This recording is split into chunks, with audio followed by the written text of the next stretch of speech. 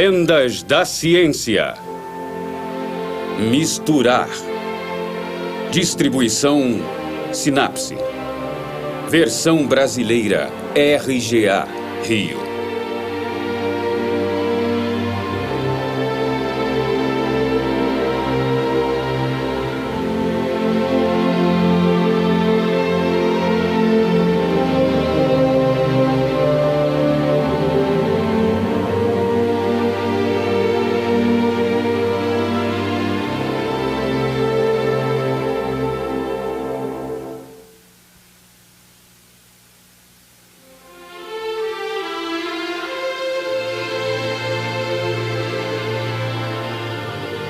O livro das palavras da Terra.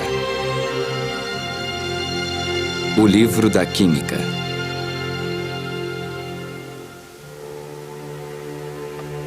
A Terra azul flutua no espaço.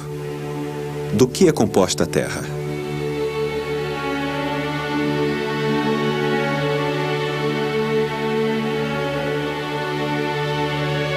Hoje fala-se que se compõe de elementos ou corpos simples e os seus compostos. Então nós enunciamos palavras como hidrogênio, oxigênio, carbono, enxofre, magnésio, ouro, cobre, zinco, mercúrio, potássio, ácido, base, sal, sulfato, carbonato, cloreto. Uma palavra para cada coisa, uma coisa para cada palavra. Quando falamos em azoto, essa palavra associa-se a letras, ao Aleph e ao Tal do hebreu, ao alfa e ômega do grego, ao A e o Z do latim. E a palavra vitríolo, que vem de vitréolos, o que se vê através.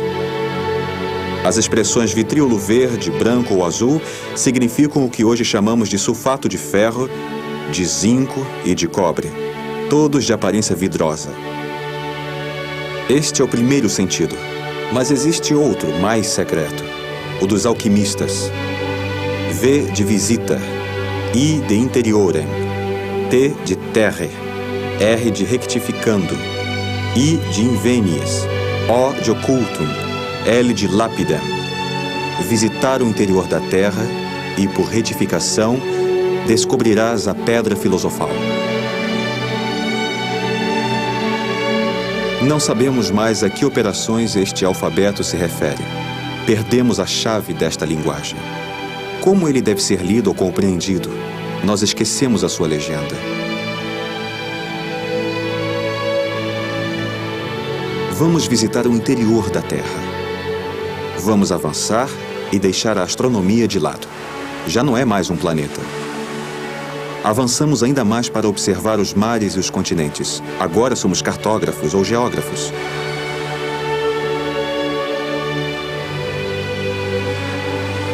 Se entrarmos profundamente nas minas, nos tornamos geólogos ou geofísicos ou até cristalógrafos. Começamos a procurar saber de que ela se compõe. Mas aqui surge um problema terrível que dividiu rapidamente e ainda divide os cientistas. Quem fala desta matéria? A química ou a física? O químico ou o físico?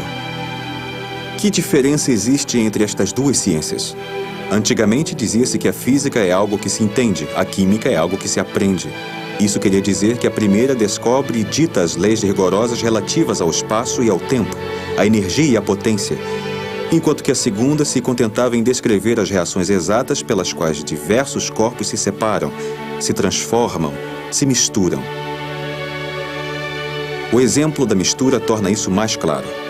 Se um torrão de açúcar derrete na água, é uma mistura física, pois a água e o açúcar continuam sendo o que são. Mas quando o açúcar se torna álcool, etileno, carbono, hidrogênio e depois ácido carbônico, ele se transforma por reação química. A formação das palavras químicas procura descrever ao máximo a formação das coisas. A química procura fazer com que as palavras correspondam às coisas, pois a sua intenção sempre foi formar uma língua exata para designar os vários corpos que constituem a matéria e a maneira como eles são compostos.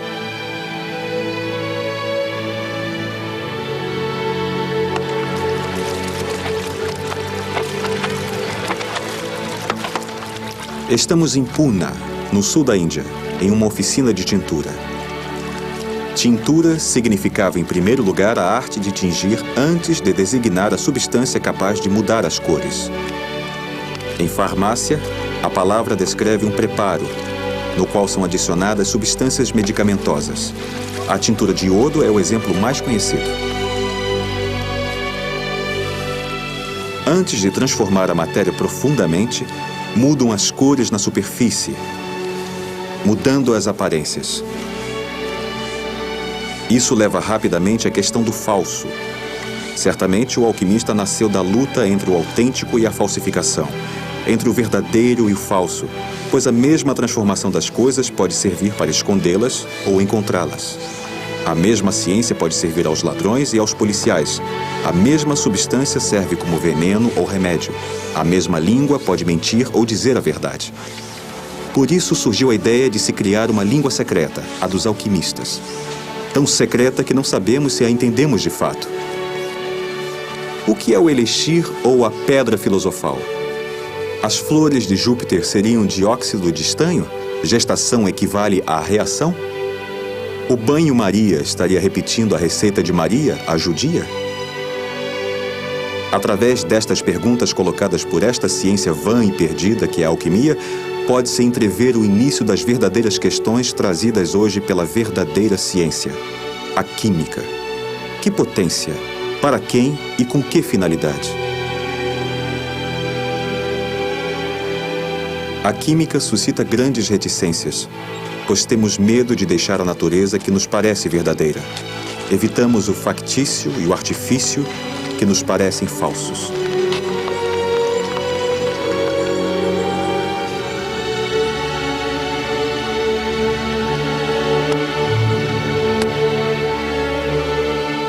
Uma oficina de ferreiro na Malásia. Uma oficina de ceramista no Egito. A de vidraceiro na China. E aqui, no Tibete, a loja de um vendedor de cores.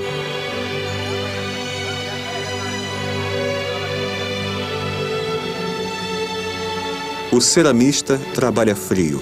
O ferreiro e vidraceiro precisam de um forno. Nenhuma oficina ou laboratório de químicos pode funcionar sem fogo. Só calor intenso pode atingir o interior da Terra, chegar às entranhas da matéria e trocar as ligações íntimas dos corpos entre eles. Pesquisador ou industrial, o químico vem da grande dupla linhagem destes artesãos e também dos farmacêuticos. Ele explica a Terra, os dois gêneros de corpos que a ocupam, as coisas inertes e os seres vivos, já que a química se divide em química orgânica, a dos derivados do carbono, e em química mineral, a dos outros corpos.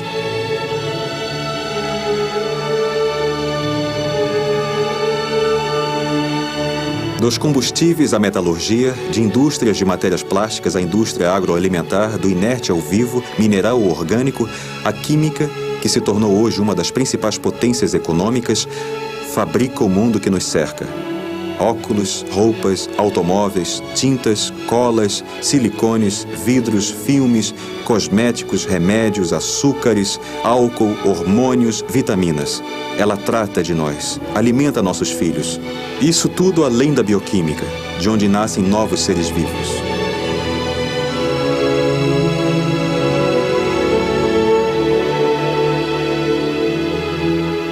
Se os alquimistas sonhassem em transmutar as coisas, então teríamos realizado esse velho sonho.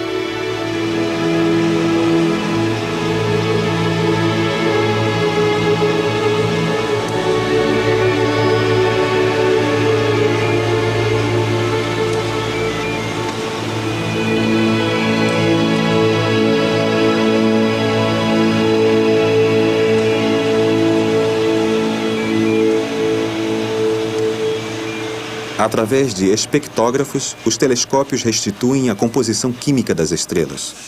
As cores correspondem a elementos químicos: vermelho, azul, verde, ferro, azoto, oxigênio.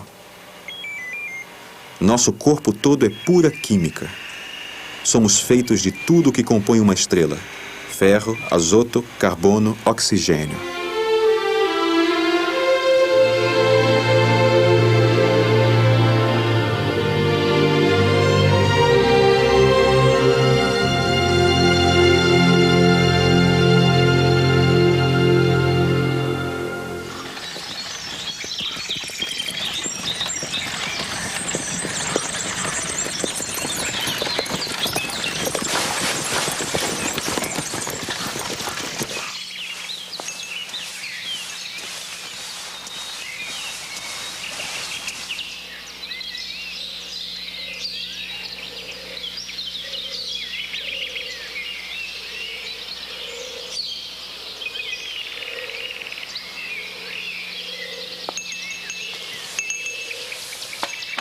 Em 1704, Isaac Newton publica A Ótica. E nela, ele considera não só os fenômenos da luz, como os da biologia e da geologia. Mas no final da Ótica, Newton descreve as suas preocupações ou as questões que restam a resolver. E a última nos faz passar da física teórica ou experimental da ótica para a química. E a pergunta de Newton é a seguinte: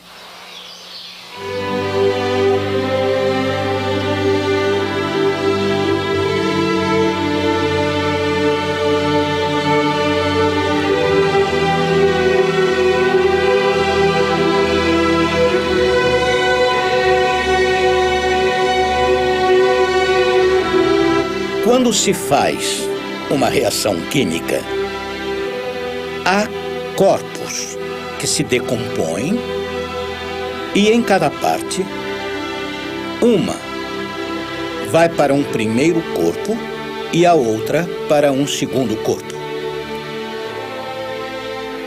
Como é possível haver uma espécie de escolha? Que um elemento tenda para um lado e outro elemento para outro. Parece que esses corpos têm uma afinidade.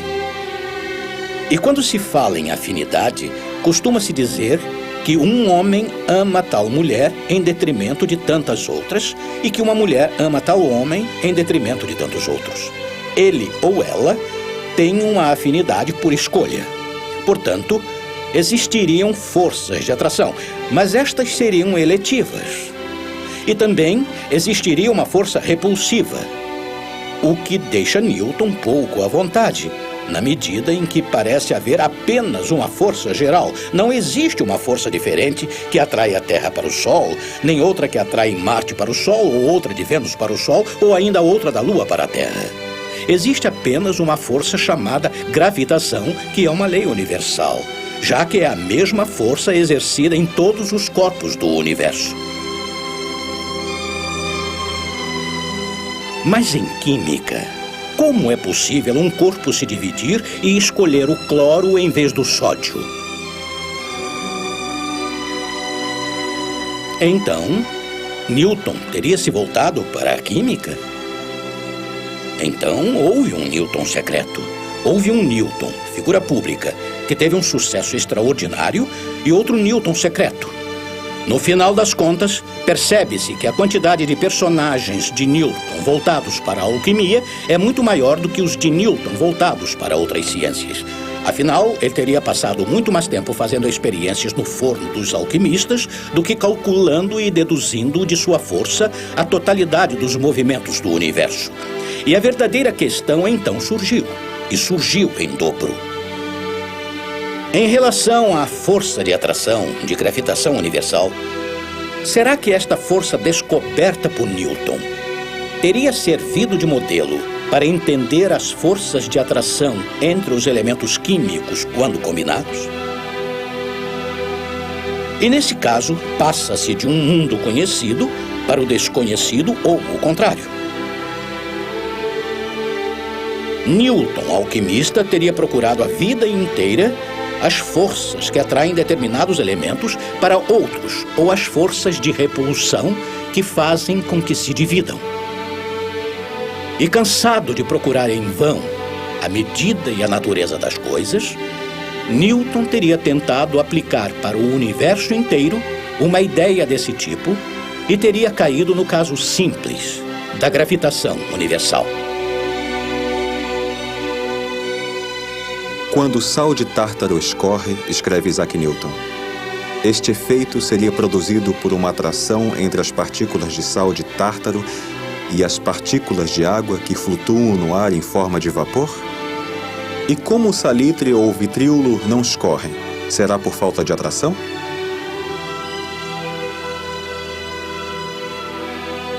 Que outra causa além desta força atrativa pode fazer com que a água que destila com um grau de calor muito moderado não destile o sal de tártaro sem um violento calor? E quando a água e o óleo de vitríolo são colocados sucessivamente em uma mesma bacia, eles adquirem um grau de calor considerável quando se misturam.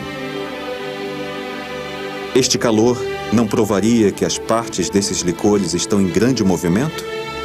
E este movimento não provaria que as partes destes dois licores misturados se incorporam violentamente e que, por consequência, elas concorrem com o mesmo movimento acelerado?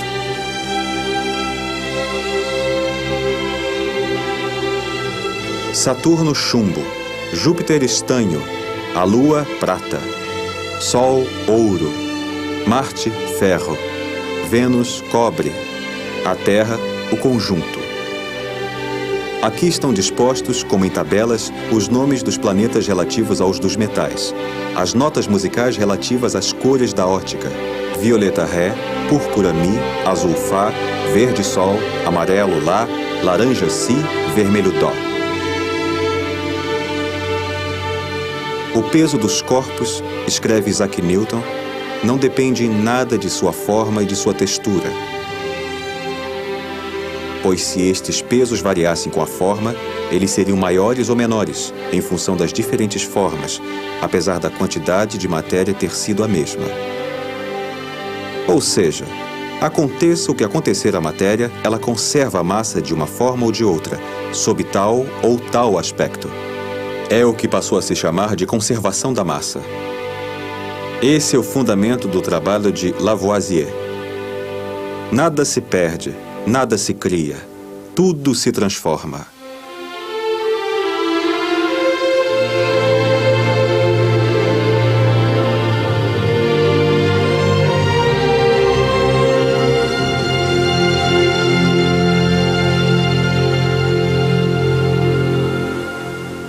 Newton estava no cruzamento entre os alquimistas antigos e os mecanicistas modernos. Newton realizou uma revolução importante em matéria de astronomia e mecânica. Vivendo de 1743 a 1794, Lavoisier está no cruzamento da Revolução Política, a Revolução Francesa, e uma revolução científica quase análoga. Lavoisier acordava cedo de manhã, como todos os grandes produtores. Trabalhava de 6 às 8. Das 8 da manhã às 6 da tarde, cuidava de suas ocupações administrativas ou financeiras e se entregava à pesquisa à noite, dedicando um dia por semana à ciência. Sua mulher também participava com trabalhos de desenho, pintura e escritura para ele. Aliás, ela ficou bastante famosa. Chamava-se Marie-Anne Pouls. Ela está representada em todas as pinturas e esculturas da época.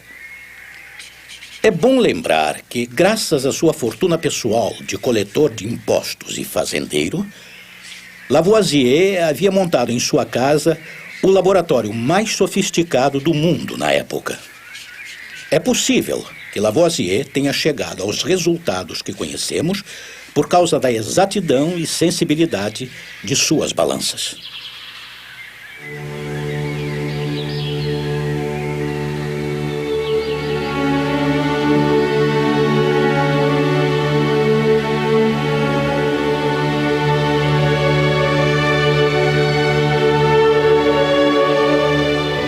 Aos 20 anos, Lavoisier participou de uma missão científica com a finalidade de cartografar a França. Não era só para colocar as legendas nas regiões pelas quais passava, o que já era feito em todos os mapas. Ele aproveitou para analisar a água que colheu nas encostas dos Vosges. 5 anos depois, ele foi admitido na Academia de Ciências por obras como A Passagem da Água Gelada, O Trovão ou A Aurora Boreal.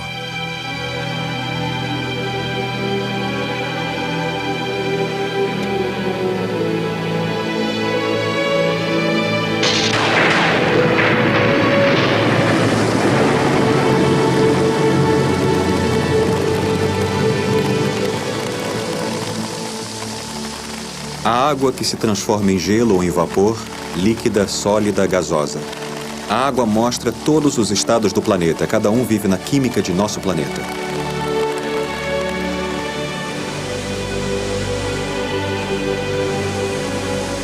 Lavoisier vai demonstrar que a água não é apenas um elemento, e sim 2.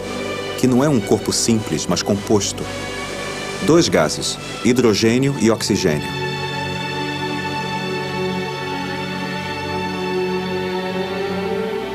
Assim, Lavoisier escreve as palavras da água.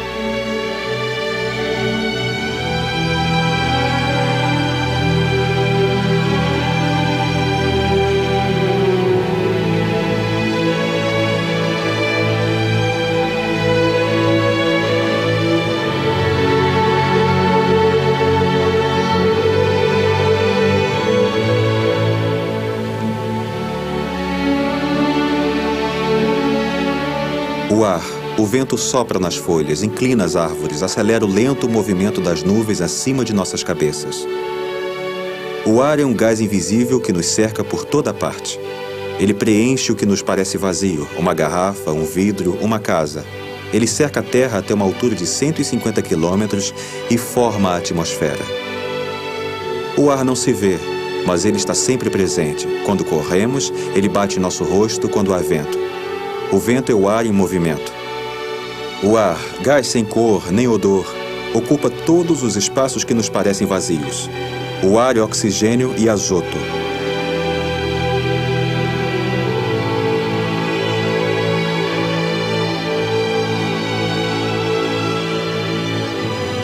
Eis o interior da Terra.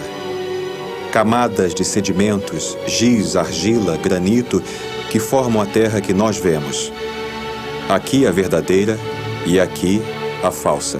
Como nos livros infantis em que cada rocha era indicada por pontinhos ou cores, legendas da Terra.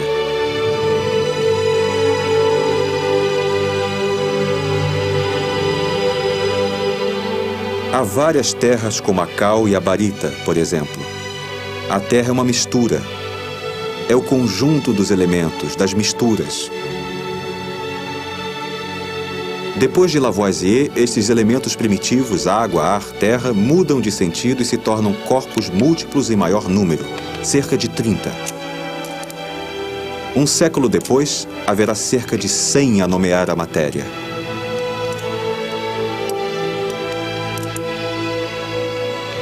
A balança indica o mesmo peso, antes e depois da experiência. Antes e depois que o estanho tenha queimado. No entanto, o metal transformado em óxido pesa mais e o ar contido no vaso pesa menos. A alquimia sobreviveu. Não se pode mais dizer que a combustão se faz com uma matéria e uma chama. Dizendo as coisas de outra maneira, não se pode afirmar que quando um metal queima no ar e se oxida, diríamos em linguagem moderna, que ele perde esse algo que vemos queimar. Nada se perde.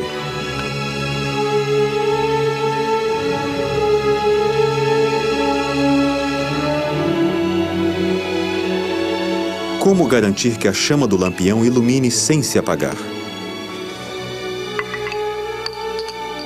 Foi preciso descobrir o que era o ar, do qual um de seus componentes ativos é um gás que se mistura com a substância que queima. Esse gás é o oxigênio e o fenômeno, a combustão. Assim que afastado o princípio mágico da chama, do fogo que faz isso ou aquilo, as descobertas tornaram-se possíveis. A matéria se compõe e se decompõe. Ela é feita de elementos, pode ser transformada. Nada desaparece por magia.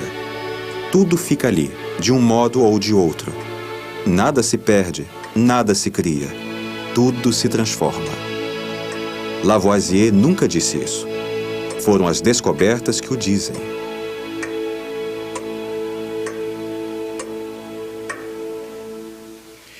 Este princípio do nada se perde, nada se cria é o fim da magia.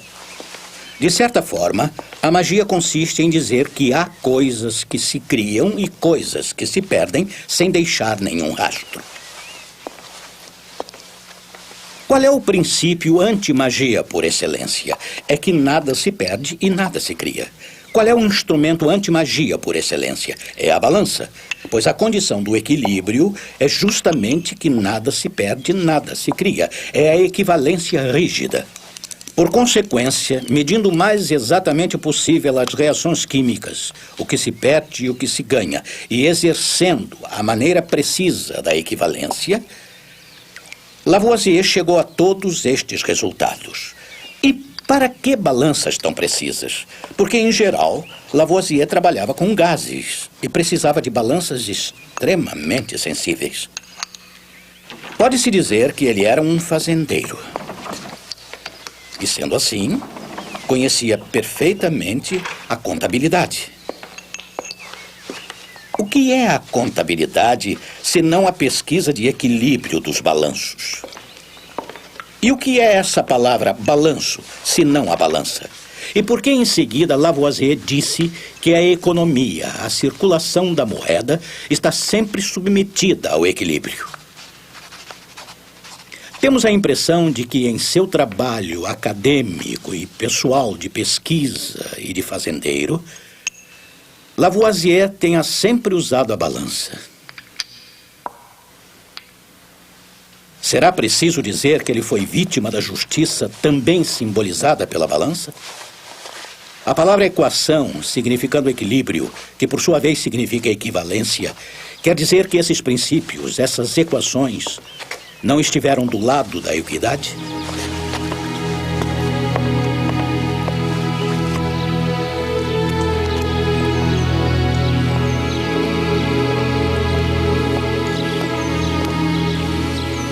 O ar não é ar. A água não é água. A terra não é terra.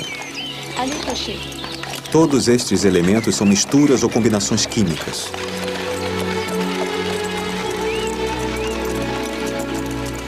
Lavoisier vai escrever a primeira página da química. Vai lhe dar uma linguagem, escrever as palavras da terra.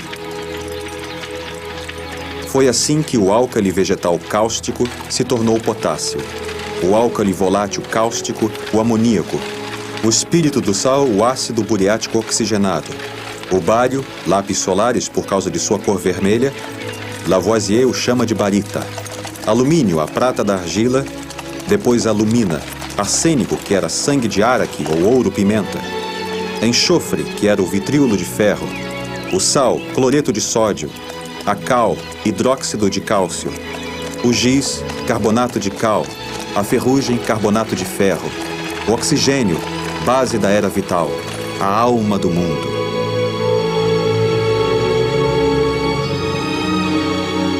A partir de Lavoisier, sabe-se bem que o ar é uma mistura de oxigênio e de azoto e de gases raros também. É uma mistura física. Mas quando se trata de sal de cozinha, sabe-se perfeitamente que não é uma mistura, e sim um corpo constituído de tal corpo químico mais outro corpo químico. E, consequentemente, é um corpo unitário. Se examinarmos a molécula, encontraremos marcas de seus constituintes. Há uma arquitetura geométrica espacial do corpo, onde se pode ler elementos diferentes, mas que não estão misturados. A natureza é feita de elementos. Lavoisier quer dar nomes a eles, criar um novo vocabulário que será mais tarde usado pela química no mundo inteiro. Toda a natureza é esse material selvagem que se descobre ao céu aberto. Ele segue uma ordem construída com paciência em laboratório, onde reina a precisão da medida.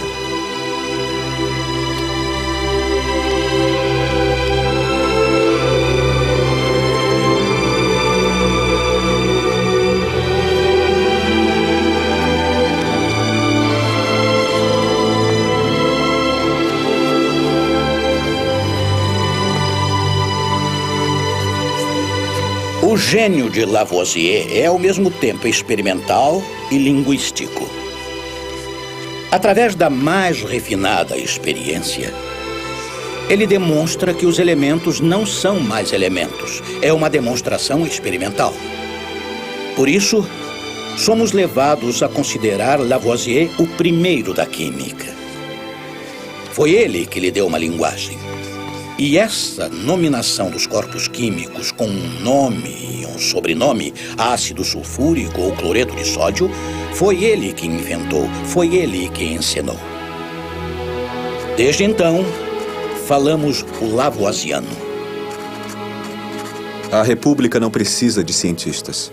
A lenda conta que esta resposta foi dada a Lavoisier quando ele pediu um prazo para terminar os trabalhos científicos. A revolução cortou a cabeça do fazendeiro. Lavoisier recolhia impostos. Newton era ministro das finanças. Contar, medir. Em ciências, é comum dar a uma pessoa o papel de fundador. Mas Lavoisier não pode ser esta estátua enorme colocada na origem da química.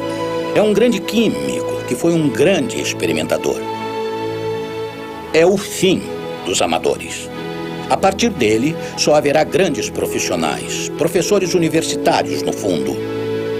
Ele fez bifurcar a química. Mas ele não foi o homem que começou tudo, como já dissemos outras vezes.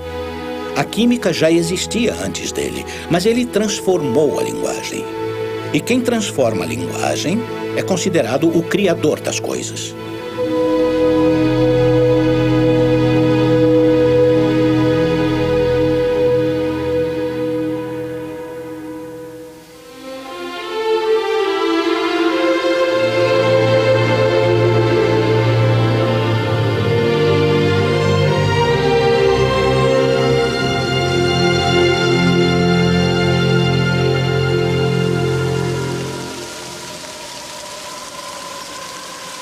Newton indica uma bifurcação.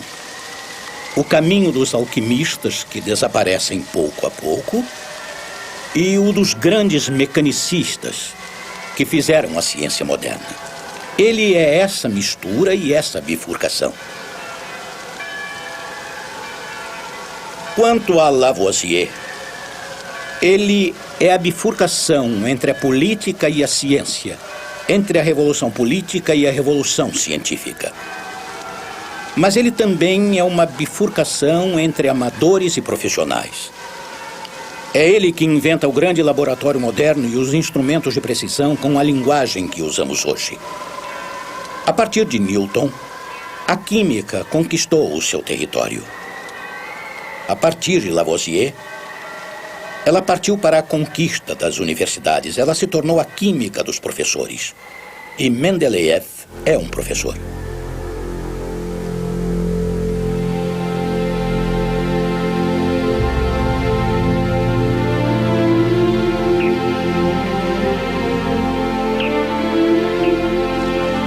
São Petersburgo, 1869.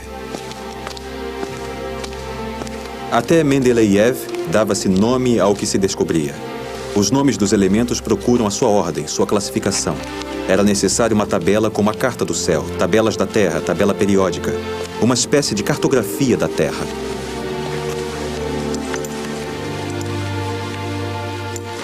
Mendeleev é mais uma bifurcação. E é a bifurcação que define melhor a química, ainda melhor do que com Lavoisier ou Newton. Nos séculos XV e XVI, e até o fim da Idade Média, todos os observatórios astronômicos da Europa consignam, com precisões cada vez melhores em tabelas, as posições e os movimentos dos planetas. E à medida que avança a história, obtinha-se para cada planeta, Marte, Vênus, Mercúrio, observações e anotações cada vez mais precisas.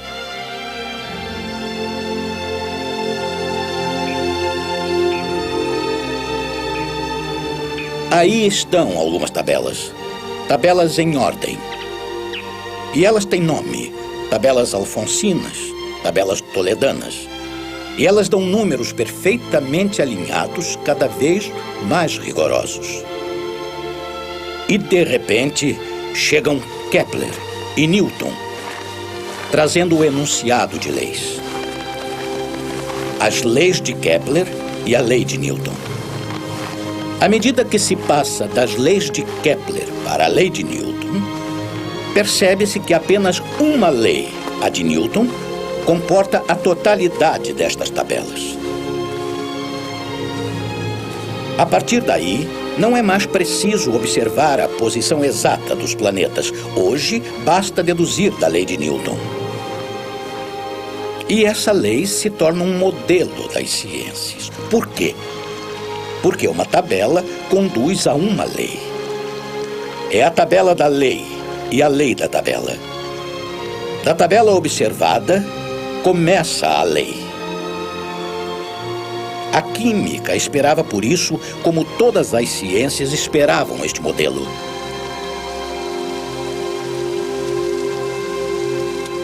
As primeiras tabelas de Lavoisier lembram as tabelas astronômicas das observações.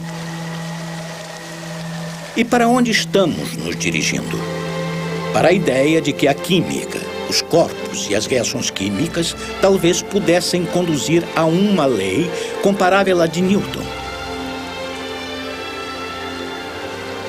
Consequentemente, fazer tabelas cada vez mais organizadas e as observações mais precisas traz a esperança para todos os cientistas de descobrir a lei. As leis de Kepler, a lei de Newton.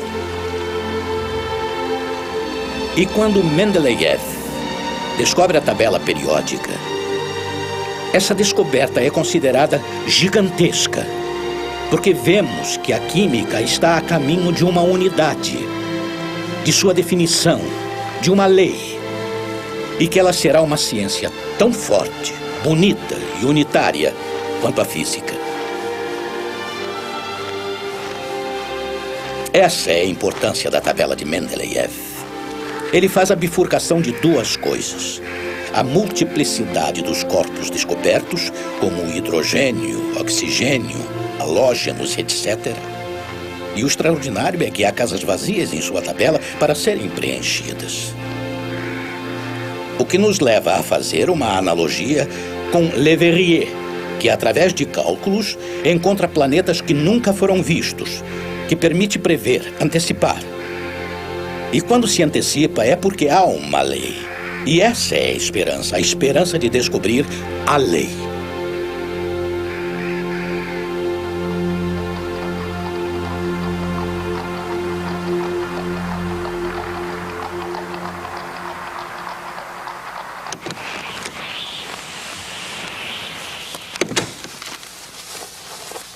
Os 50 elementos da Terra conhecidos na época de Mendeleev deviam ser catalogados. Mas em que ordem? Como procurar grupos, famílias? Como ler os elementos? Como escrever o dicionário das palavras da Terra para que sirva de meio de conhecimento, mas também como meio de descoberta? É preciso supor que a matéria é feita de átomos. Por exemplo, a água tem um peso e uma massa. A água é constituída de átomos, o peso atômico da água. 8 gramas de oxigênio para 1 grama de hidrogênio. E assim vai para cada elemento de matéria.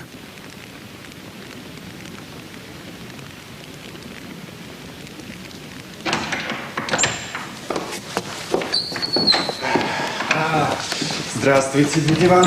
Здравствуй, дорогой.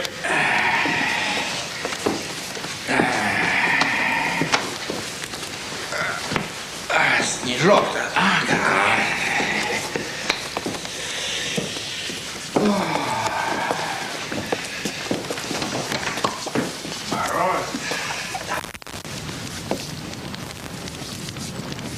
Mendeleev teve a ideia de classificar os elementos por peso. E quando um elemento se parece com outro, tem o mesmo comportamento, Mendeleev muda de linha e inscreve embaixo.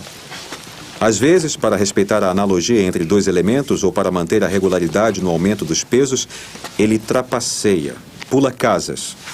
Por exemplo, massa 45, 68, massa 70. Ele supõe que elas correspondem a elementos a serem descobertos. Ele prevê as propriedades destes elementos desconhecidos por comparação com elementos vizinhos. Mendeleev supunha que seriam descobertos.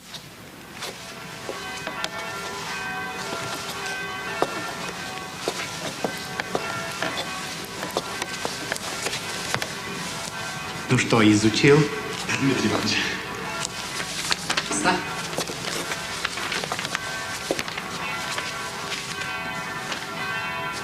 Садись. Классифицировать – это значит формулировать аналогии. Это как в словаре. Слова в словаре могут ссылаться друг на друга. Тебе надо понять, что материя состоит из атомов.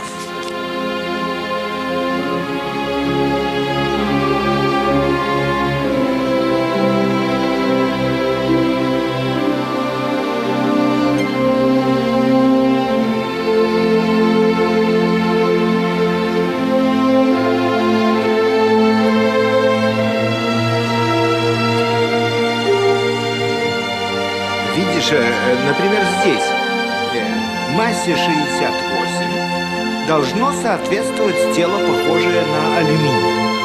Но этого тела нет. Вот это те части Земли, которых мы не знаем. Это как большая игра-складушка, да? Да, можно так сказать, да. Вот, например, этого элемента у меня нету. Но я предполагаю, что он затерян. И все равно размещаю остальные. Я их расставляю в порядке возрастания их веса. Раскладываю.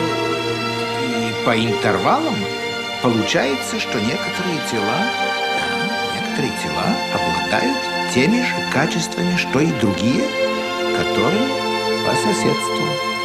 Если хочешь, это как в алфавите. Некоторых букв не хватает. Я оставляю для них место. Но мы знаем, что эти элементы имеют похожие качества с их соседями. Здесь представлены все элементы Земли? Не все. Нет, не все. Ты же видишь, что я оставил пустые места. Я их предназначил для элементов, которых мы еще не знаем. Ведь Земля-то велика. Em 1875 descobrem o galho que responde a este critério. Em 1879 descobrem o escândio com massa 45. Em 1885 descobrem o germânio com massa 73. Todos foram previstos por Mendeleev. Mendeleev e sua tabela são a primeira prova desta realidade. O mundo inteiro, a Terra inteira é feita de átomos. Elementos, átomos, moléculas. Uma molécula sendo a menor parte de um elemento e o átomo a menor parte de uma molécula.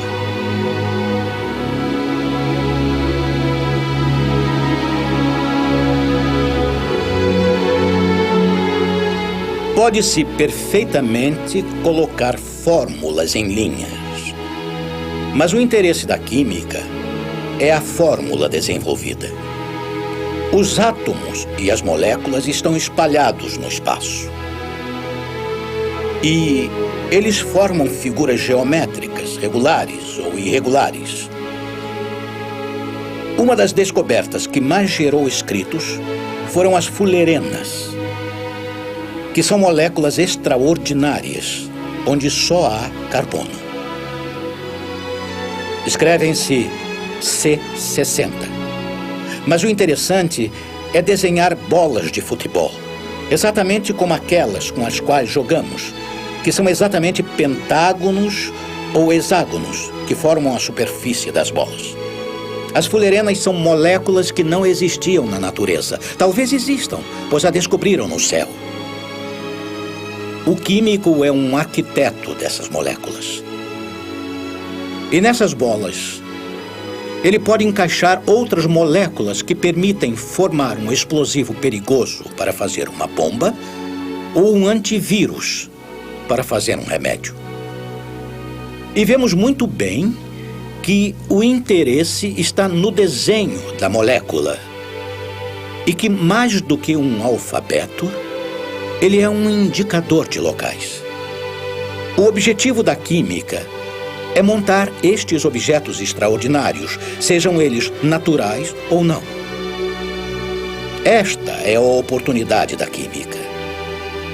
É aí que reside a sua novidade. Quando falamos há pouco de Newton, Lavoisier e Mendeleev, até então só expressamos pesares. A química explodiu é múltipla, multicolorida, trata de coisas dispersas. Ela não tinha encontrado leis, não tinha chegado ao estágio das grandes ciências, como a física, a matemática. A física teórica consegue deduzir esses fenômenos a partir de leis. Mas acaba de chegar uma revolução, a do computador.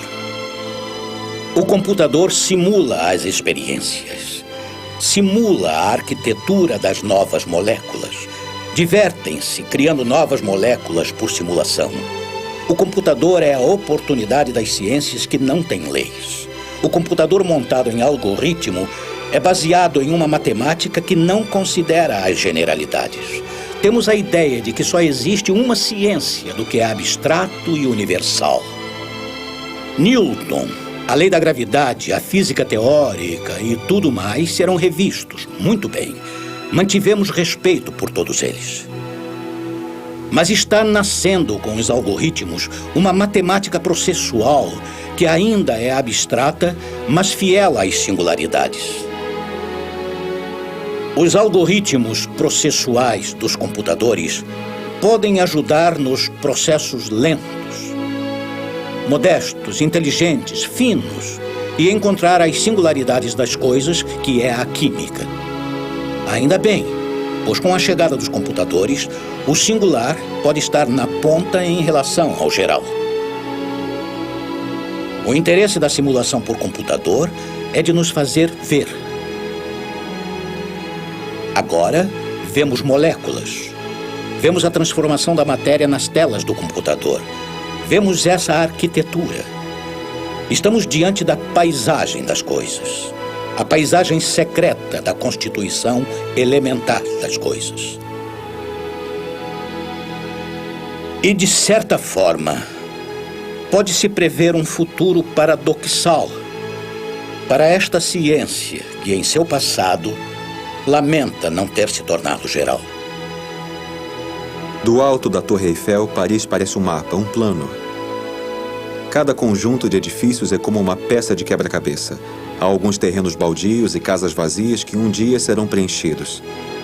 Lugares de escritórios ou residências em função da proximidade de bairros chiques ou centros empresariais perto de Montmartre ou da Gare de Lyon. Paris, o quadro de Mendeleev. Nossas roupas são feitas de moléculas muito grandes, com massas moleculares de pelo menos 1000 gramas. Acetato, acrílico, nylon. Alguns passantes usam óculos, outros bolsas, outros guarda-chuvas, matérias plásticas. Como esse ônibus no asfalto, alcatrão, esta matéria química oriunda do petróleo. A maioria dos carros é feita de matéria plástica ou componentes inventados pela química. Embaixo do ônibus e da rua, tubos, cabos, fibras que correm por baixo da terra. A química está presente em tudo. A química lia o mundo real e tentava falar a sua língua com a maior exatidão possível.